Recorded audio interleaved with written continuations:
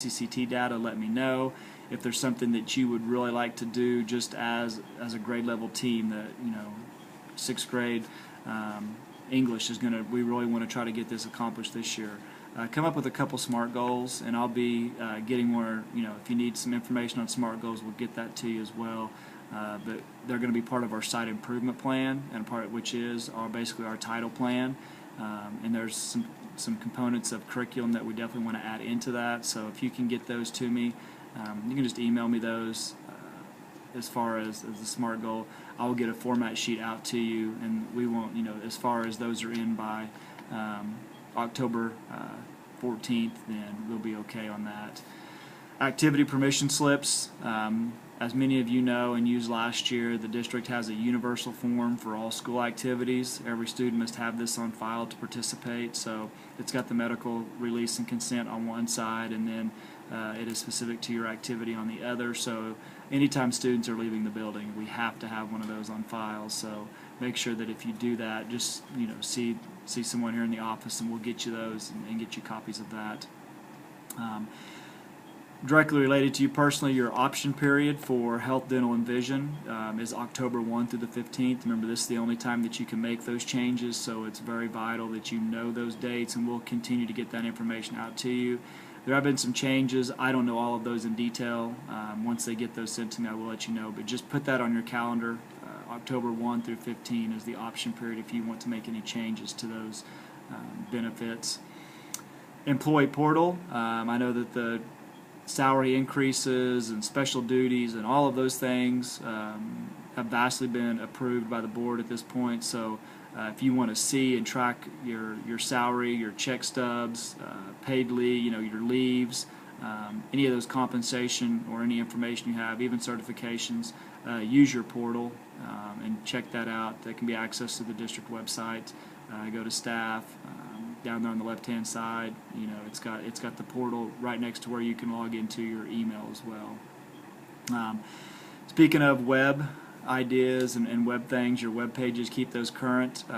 Parents are using those a lot, so keep those up to date. I know most everyone has done an outstanding job with that, so continue those.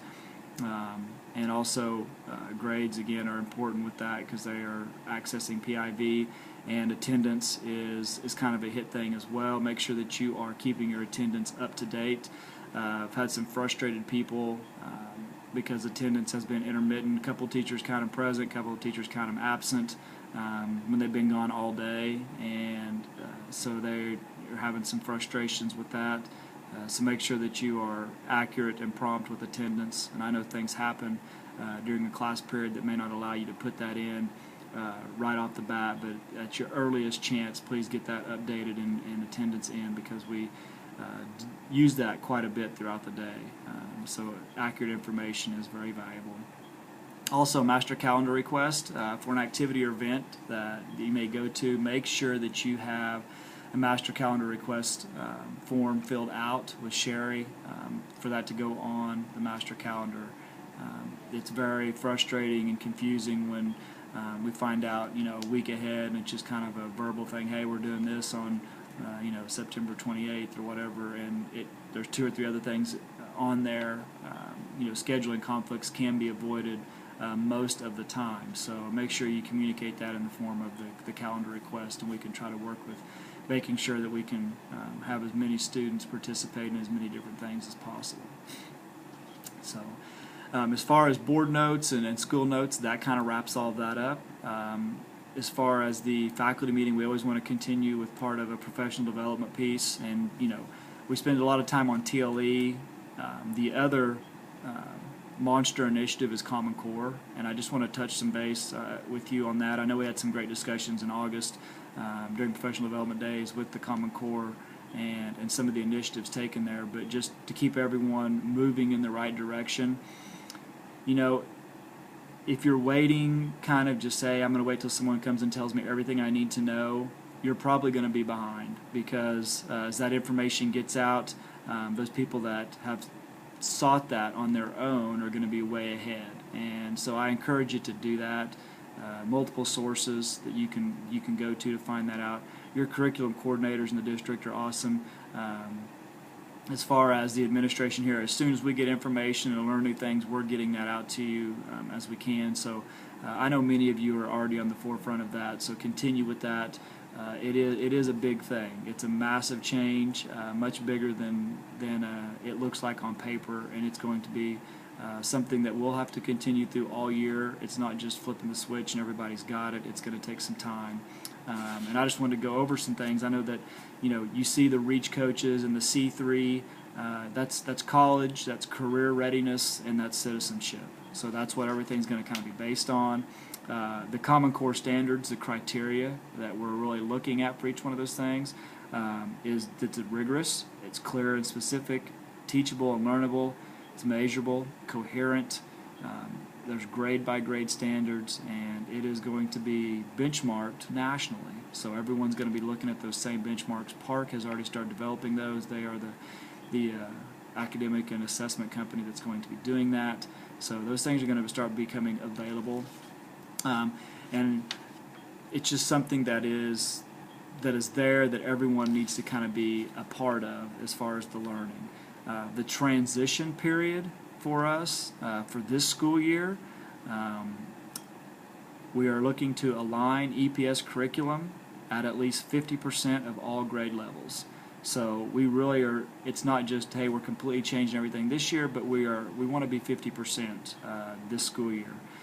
All benchmarks will be at least 25% Common Core related. All grades will transition at least 50% and be ready for 100% at the start of next school year. So the more progress you make this year, probably the less headache you're going to have to start the next school year, because you're going to have all those plans in place and things develop, and you also have a chance to kind of trial some of those to see if things are working for you. The elementary 3 through 5 grade reading and math will be there. They already did K through 2, so they are working their way up. Algebra 1 and 2 will happen this year. Language Arts 1 and 2, which is a high school level, they will be Common Core this year. Social Studies Writing, which I know that we've already kind of experienced some of that here at our own site, and also Science Writing. So you're going to be seeing things from Pam Merrill and Travis Hurst on getting those initiatives started this school year. That is the transition plan. I'm not going to go further into the plan as far as looking ahead at future school years. 2014-2015 is the required full implementation that the State Department has asked. Edmond is looking for the start of next school year to be ready to roll 100%.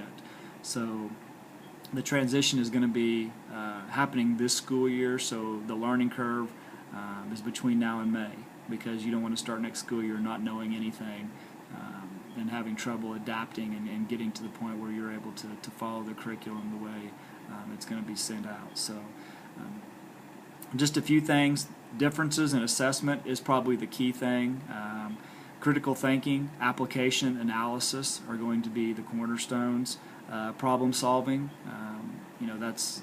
it lends itself well to some subject areas as far as the questions that are asked. Others are going to have to find new ways to ask old questions. So those things are going to have to maybe even be learned by teachers. It's going to be performance-based with mixed constructed response. It's not just all essay questions, but it is going to have some writing components involved, and also some speaking components where you can argue points intelligently and make some sense, and also have some data to back those up. Technology is also a component that we'll slowly add into those as much as possible. Obviously, that's the direction we want to go. Increased writing, research, using available data. No more just total recall skills and memorization. It's going to be having groups of facts and applying those instead of just regurgitating information. Multiple standards tied to specific tasks instead of just being able to do one simple thing to repeat over and over and over again. You're going to have to use multiple skills, multiple standards to complete a single task. And like I said, a lot of writing, a lot of speaking involved with those things as well.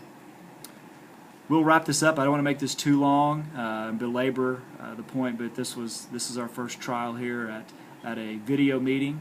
I hope that it is going to be something that's successful and time-saving for us as meetings happen. I know that we will start with those mini curriculum meetings. We'll still try to use limited faculty time once a month as we get going, but definitely this month, as people have a lot going on, we'll do this. And if we continue with the video, we'll try to have the faculty meeting be very brief and more of a question-answer time, where if you've seen the video ahead of time, that you've got a chance to ask any questions and maybe talk about some other points that are happening around the school that you may have questions about, or even at the district level. So we'll wrap this up. I hope it's worked well. Check your the attachments for the mini curriculum schedule, and the faculty notes are also attached as well.